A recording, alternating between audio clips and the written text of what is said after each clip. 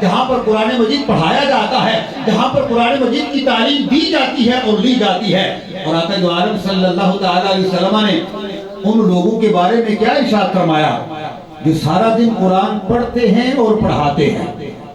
فرمایا خیرکم من تعلم القرآن وعلمہ۔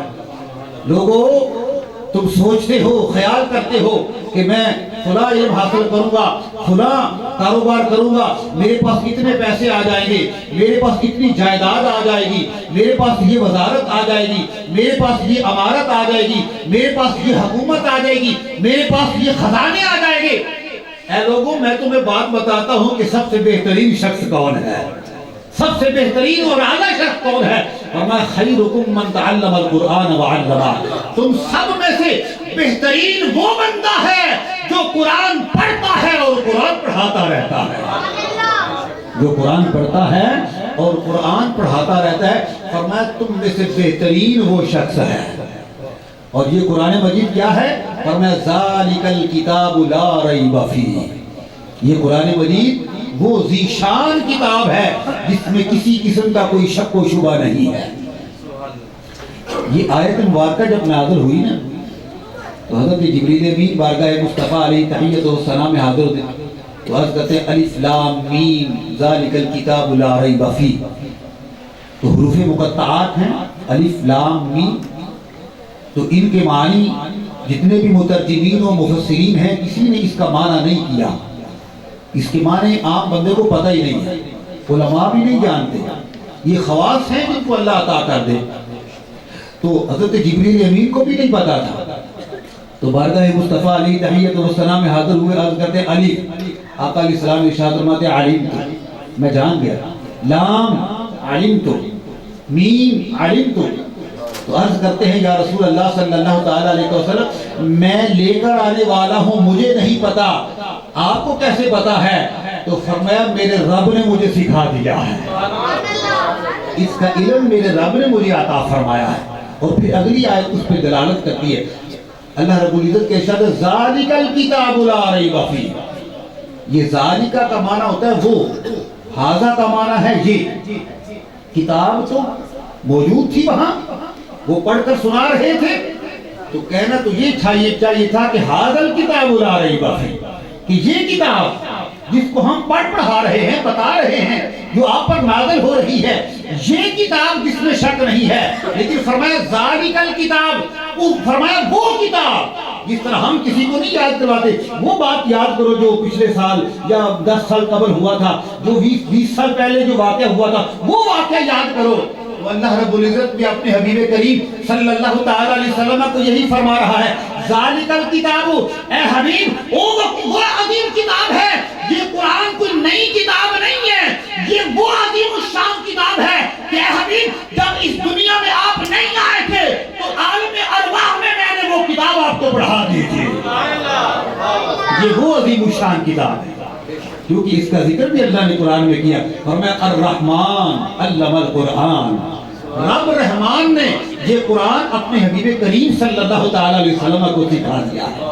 یہ قرآن تو رسول اللہ صلی اللہ تعالیٰ علیہ وسلم پڑھ کے آئے تھے اور اللہ رب العزت کی بارگاہ سے پڑھ کر آئے تھے۔ آقا دو عالم صلی اللہ تعالیٰ علیہ وسلم پڑھنے والے ہیں اور اللہ رب العزت کی ذات پڑھانے والے ہیں۔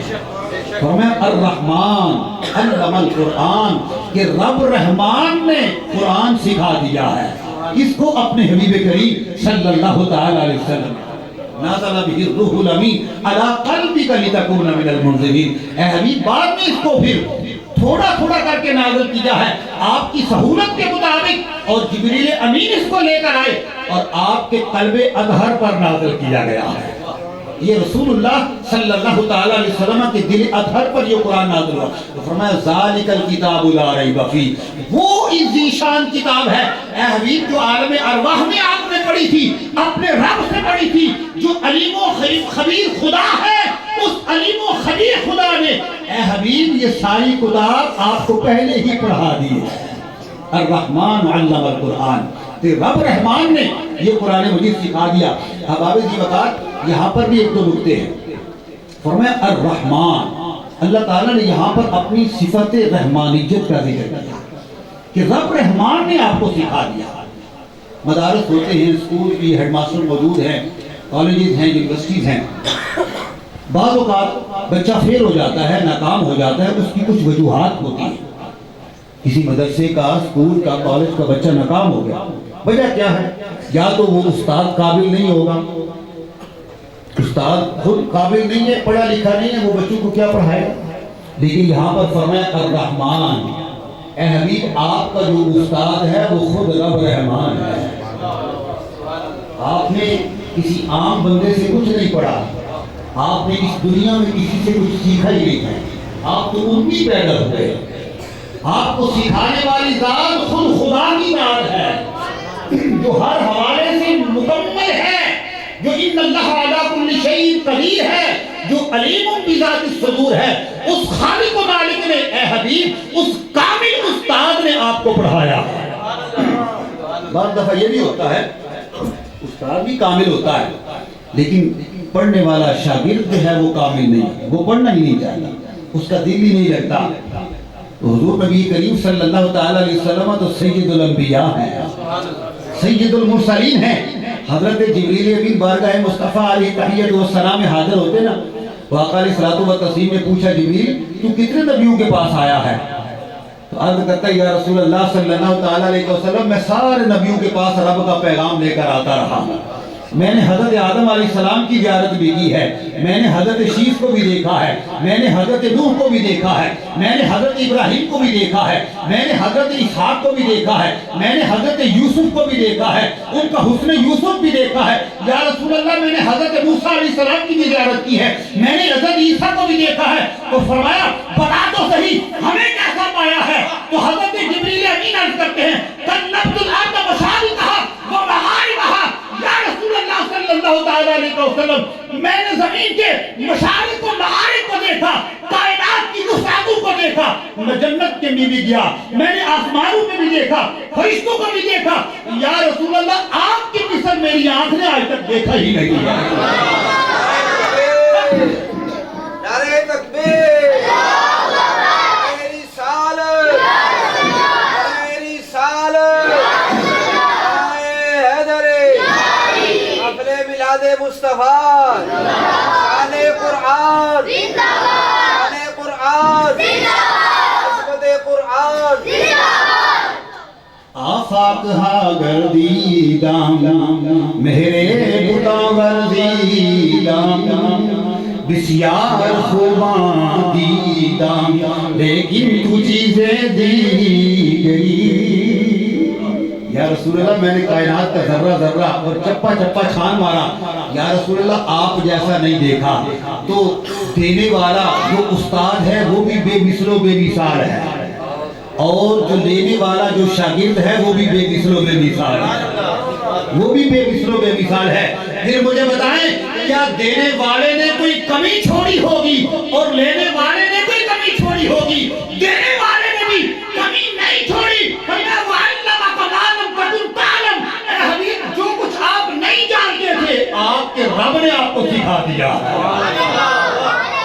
اور لینے والے نے بھی کمی نہیں کی، وہ ہر لمحہ یہی دعا مانگتے رہے رب زدنی علما، رب زدنی علما، یا اللہ میرے علم میں اضافہ فرما، میرے علم میں اضافہ فرما۔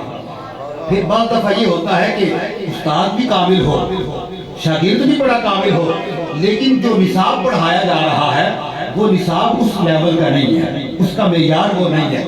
اب آبی دی وقار یہاں تو نصاب بھی سب سے افضل والا ہے کہ لا اصغر من ذالک ولا اکبر الا فی کتاب مبین، کہ کائنات، پوری کائنات کے جتنے علوم ہیں ہر چھوٹی سے چھوٹی چیز اور ہر بڑی سے بڑی چیز کا ذکر اللہ نے قرآن میں کر دیا ہے، اور سارے قرآن کو اللہ تعالیٰ نے اپنے حبیب کریم صلی اللہ تعالیٰ علیہ وسلم کے سینہ میں اظہر میں جمع کر دیا ہے۔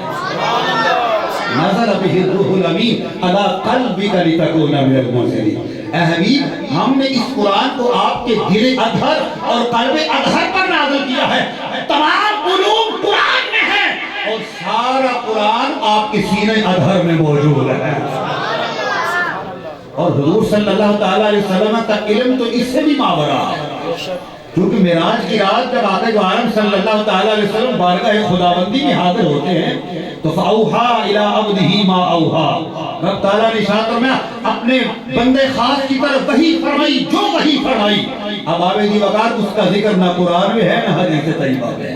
وہ رسول اللہ صلی اللہ تعالیٰ علیہ وسلم کو اللہ تعالیٰ نے وحی فرمائی جو علم دیا تھا یہ قرآن کے علاوہ تھا۔ اللہ رب العزت نے قرآن کا بھی علم دیا، اس کے علاوہ بھی علوم عطا فرمائے۔ اللہ رب العزت نے رسول پاک صلی اللہ تعالیٰ علیہ وسلم کی قلب اذہن کو علوم و معارف سے بھر دیا رسول پاک صلی اللہ تعالیٰ علیہ وسلم۔ تو میں عرض کر رہا تھا کہ دینے والا جو پڑھانے والا استاد ہے وہ بھی کامل ہے، جو پڑھنے والے ہیں وہ بھی بے مثل و بے مثال اور کامل ہیں، اور جو نصاب ہے وہ بھی سب سے افضل والا ہے، اس میں کوئی کوتاہی نہیں ہے، کوئی کمی نہیں ہے۔ یہ اسکولوں کا نصاب ہوتا ہے، کالجز کا نصاب ہوتا ہے، یونیورسٹیز کا، مدارس کا، اس میں 2 4 5 سال کے بعد کمی بیشی کی جاتی ہے کہ اب دوسری کتابیں ڈالی جائیں، یہ نئی کتابیں اس میں شامل کی جائیں۔ لیکن قرآن ایسا ہے کہ جو پہلے دن تھا قیامت تک وہی رہے گا، اور قیامت تک کے لیے اس میں ایسے علوم و معارف ظاہر ہوتے رہیں گے جو آج ہمیں سمجھ نہیں ہے، ہماری اولادیں سمجھ کر وہ علوم و معارف اسے دریافت کرتے رہے۔ پہلے کسی کو یہ بات سمجھ نہیں آتی تھی، فَالْيَوْمَ نُنَجِّيكَ بِبَدَنِكَ لِتَكُونَ لِمَنْ خَلْفَكَ آیَةً، یہ ابھی 100-150 سال ہوا ہے۔ فرعون کی لاش برآمد ہوئی، اللہ رب العزت نے تو قرآن میں 1450 سال پہلے ہی بتا دیا تھا، فَالْيَوْمَ نُنَجِّيكَ بِبَدَنِكَ لِتَكُونَ لِمَنْ خَلْفَكَ آیَةً، کہ اے فرعون ہم تمہاری اس جسم کو باقی رکھیں گے تاکہ قیامت تک آنے والوں کے لیے تم عبرت کا نشان بن جاؤ۔ جب رسول اللہ صلی اللہ تعالیٰ علیہ وسلم کا زمانہ تو اس وقت فرعون کی لاش نہیں ملی تھی، دریافت نہیں ہوئی تھی۔ یہ تو 100-150 سال ہوا ہے کہ فرعون کی لاش برآمد ہوئی ہے۔ قرآن نے پہلے ہی بتا دیا تھا کہ جو آج سے 5000 سال پہلے جو فرعون حضرت موسیٰ علیہ السلام کا پیچھا کرتے ہوئے وہ سمندر میں ڈوب گیا تھا، ہم اس کو باقی رکھیں گے، قیامت تک آنے والے لوگ اس سے عبرت حاصل کریں گے کہ جو اللہ کا نافرمان ہوتا ہے، اس کے رسول کا نافرمان ہوتا ہے، نہ اس کو زمین قبول کرتی ہے نہ اس کو آسمان قبول کرتا ہے۔ یہ قرآن مجید کا معجزہ ہے کہ قرآن مجید نے بتا دیا، آج سے 1450 سال پہلے بتا دیا کہ فرعون کی لاش کو ہم نے باقی رکھا ہوا ہے، لیکن موجود نہیں تھی، کسی کے سامنے نہیں تھی۔ 150 سال ہوا ہے وہ لاشیں برآمد ہوئی ہیں، اب پتہ چلا ہے۔ اسی طرح بے شمار آیات ہیں کہ جن کے معنی و مفاہیم اور جن کی تفاصیل قیامت تک کے لیے انشاءاللہ ظاہر ہوتی رہے گی۔ یہ قرآن اب بھی لاریب ہے، قیامت تک کے لیے لاریب رہے گا، اب بھی معجزہ ہے، قیامت تک کے لیے معجزہ رہے گا۔ یہ قرآن مجید علوم و معارف کا خزانہ ہے، اور یہ سارا رسول اللہ صلی اللہ تعالیٰ علیہ وسلم کے سینے اطہر میں موجود ہے۔ اللہ رب العزت نے اس قرآن مجید میں بڑی برکتیں رکھی ہیں۔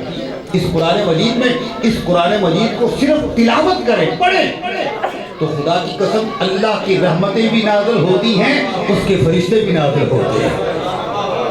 ایک صحابی ہے حضور نبی کریم صلی اللہ تعالیٰ علیہ وسلم کے حضرت اسید بن حضیر رضی اللہ تعالیٰ عنہ، وہ اپنے اونٹوں کے اور جانوروں کے باڑے میں رات گزار رہے اور رات کو قرآن مجید کی تلاوت کر رہے تھے، قرآن مجید کی تلاوت کر رہے تھے۔ تو ان کا بیٹا بھی پاس سویا ہوا تھا، جانور بندھے ہوئے، گھوڑے ہیں، اونٹ ہیں، بکریاں ہیں۔ تو جو وہ قرآن مجید کی تلاوت کرتے ہیں ان کا گھوڑا بدکنا شروع ہو جاتا ہے، بدکتا ہے، اچھلتا ہے، کودتا ہے۔ وہ پھر قرآن مجید کی تلاوت بند کر دیتے ہیں، وہ گھوڑا بھی پھر پرسکون ہو جاتا ہے۔ آپ پھر تلاوت شروع کرتے ہیں، وہ پھر اچھلنا کودنا شروع ہو جاتا ہے۔ تو آپ نے تلاوت قرآن مجید بند کر دی کہ کہیں یہ میرے بچے جو پاس سویا ہوا بچہ یا دوسرے لوگ ان کو یہ نقصان نہ پہنچائے۔ جب صبح ہوئی تو بارگاہ مصطفیٰ علیہ تحیت و السلام میں حاضر ہوتے ہیں، عرض کرتے ہیں یا رسول اللہ صلی اللہ تعالیٰ علیہ وسلم، رات کو یہ واقعہ پیش آیا کہ میں قرآن مجید کی بلند آواز سے تلاوت کر رہا تھا تو میرا گھوڑا جو تھا بدکنا شروع ہو جاتا، اچھلنا کودنا شروع کر دیتا، اور میں جب تلاوت قرآن مجید بند کرتا تو یہ بھی پرسکون ہو جاتا۔ وجہ کیا تھی؟ تو آقا دو عالم صلی اللہ تعالیٰ علیہ وسلم نے ارشاد فرمایا، اے میرے پیارے صحابی، تمہاری تلاوت قرآن سننے کے لیے اللہ کے نورانی فرشتے نازل ہو رہے تھے۔ اور اگر تو قرآن مجید کی تلاوت جاری رکھتا تو صبح تک اتنے فرشتے نازل ہو جاتے کہ لوگ بھی ان کو اپنی ظاہری آنکھوں سے دیکھ لیتے، وہ آسمان تک وہ صف پر صف جمع ہو جاتے، لیکن تم نے قرآن مجید کی تلاوت بند کر دی، وہ فرشتے بھی اپنا نام اعمال، اپنے حساب کتابیں سمیٹ کر اللہ کی بارگاہ میں لے گئے۔ خدا کی قسم، جہاں قرآن کی تلاوت ہوتی ہے وہاں اللہ کی رحمتیں بھی نازل ہوتی ہیں، وہاں اللہ کے فرشتے بھی نازل ہوتے ہیں۔ پڑھے قرآن جو نال محبت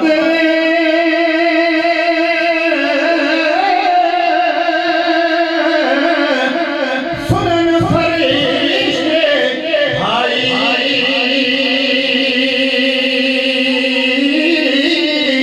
حشر میدان اس بندے